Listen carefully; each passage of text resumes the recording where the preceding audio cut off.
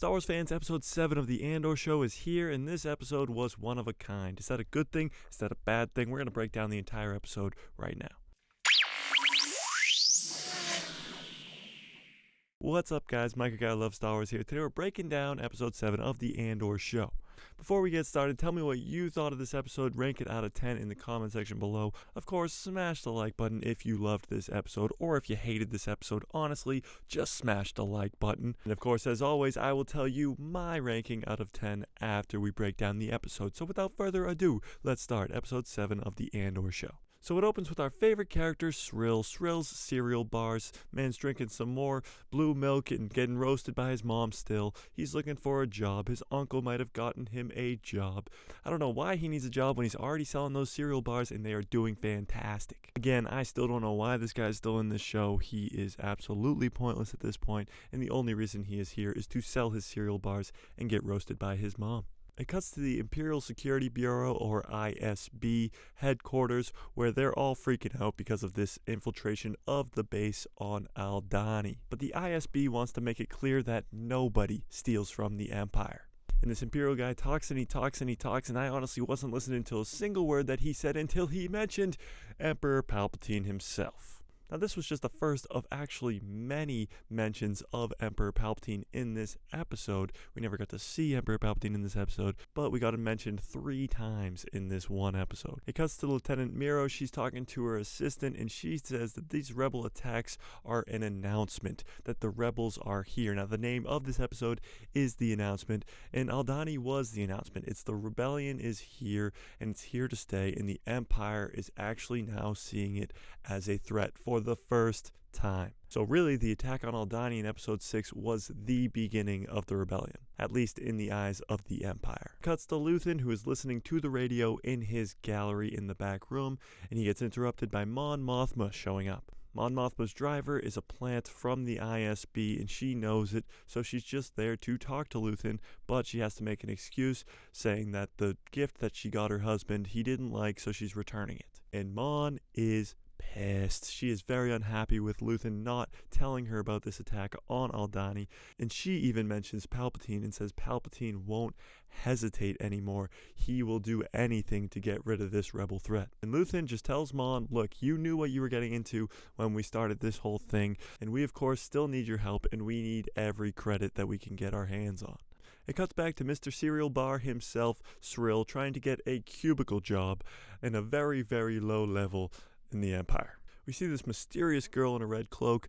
Turns out she's just working for Luthen, going to meet up with Vel, talking about the mission on Aldhani and what happened to all those rebels who died and how that's just part of the mission. However, this hooded girl tells Vel that she has to go find Cassian and tie up that loose end, meaning go kill Cassian Andor. It goes to Lieutenant Miro, who is using the Aldhani attack to get information about Ferrix and about things that she wouldn't be able to get information without a request. And then we finally get Cassian Andor himself. He's back on Ferrix. He's in his own show. Who would have thought it? It's like the Book of Boba Fett all over again over here. But he goes to visit Marva and B2 and says, look, we can get out of here. We can go hide. We can go anywhere we want. I have the credits. We can go leave now. And Marva says no. Ferrix is under complete Imperial control now, and it is not safe for Andor to be there, but he's going to go visit Bix. Back on Coruscant, Mon Mothma finally has her party that we've been waiting episodes for. In this party, I was predicting maybe we'll see a Sly Moore or some other senators that we've seen in Star Wars before, but unless I missed it, I didn't see any senators I recognized in the background of those scenes. However, we were introduced to Tay Kolma. He is a banker, he is the owner of the Bank of Kolma, and Mon pretty much just needs him to get into her family fund because for some reason she is not allowed to take money out of her own family name. Mon Mothma again mentions Palpatine when she says, I've learned a lot from him on how to play both sides. Because of course we know Palpatine through the prequels. He played both sides. He was leading the Separatists and the leader of the Senate at the same time. And Mon is now playing both sides. She is playing one of the leaders of the rebellion, giving the rebellion the credits they need to survive. And she's a senator in the Imperial Senate. And she's trusting Tay because he has the same views as her and she needs the money, but she doesn't trust anybody else in the room, not even her own husband. Back on Ferrix, Andor is looking for Bix, and Bix is a little beat up, and she says, look, everybody here now blames everything on you because you killed 2 Morlana 1 security guards and you brought the Empire to Ferrix, and now they're here to stay. So everybody blames you. You gotta get out of here.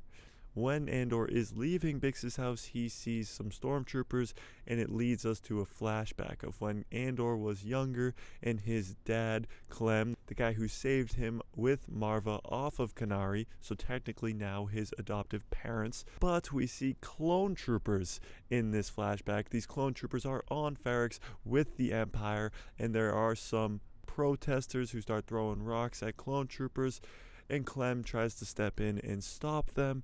But it ends up that Clem and those protesters all get hung in the town square. When Andor goes back to his mom's house, or Marva's house, and asks her to leave, she says no, because now she is a part of this rebellion. Now she can walk past the place where Clem got hung because of the attack on Aldhani. She thinks that they can finally do some damage against the Empire and maybe, just maybe, take down the Empire for good. The last thing Marva tells Cassian to do is stop looking for his sister. She says, we were there. Nobody survived Kenari, but I don't believe that for 1 second. I think that Andor is definitely going to keep looking for his sister. Back on Coruscant at the ISB headquarters, they are all in a meeting, and Supervisor Belvin, who is in charge of the Ferrix region right now, is going after Supervisor Miro hard, saying that she's getting classified information that she shouldn't have, but all of it gets flipped right back onto Belvin's head when Miro gives the evidence and shows that Belvin's doing a terrible job with the Ferrix sector, and it ends up that Miro gets control of the Ferrix sector by the end of this meeting. Cuts to a new planet we've never seen where Cassian is in hiding. He's hiding in plain sight. The Empire is on this planet, and it really was a terrible idea by Cassian. He's being called Keith by this girl who's in his bed, and he goes out to the store to get some things, but he ends up getting arrested, and when he gets sentenced to 6 years in prison. And we obviously know that doesn't happen because Rogue One takes place 5 years from now, and he's not in prison 5 years from now, so he obviously doesn't go to prison for 6 years. But that leads us into the next episode. What's going to happen with Cassian? How is he going to get out of prison? How is he going to get out of any of this?